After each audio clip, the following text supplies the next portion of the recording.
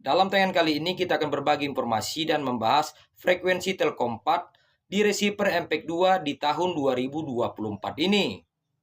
Dan kita akan lihat dulu ya, untuk siaran pada receiver MPEG 2 di satelit Telkom 4 di tahun 2024 ini ya. Sahabat dapat melihat ya, ini adalah daftar siaran di receiver MPEG 2.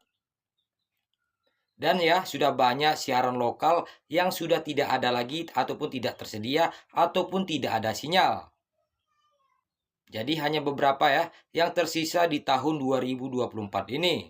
Yang mana yang terbaru yaitu siaran dari Trans 7 dan Trans TV yang kini tidak ada sinyal, yang artinya siaran ini sudah tidak tersedia lagi dalam format MPEG 2. Dan siaran ini saat ini hanya tersedia pada format MPEG 4 HD. Buat sahabat semua pengguna receiver MPEG 2 jadul ya, di sini kami sarankan untuk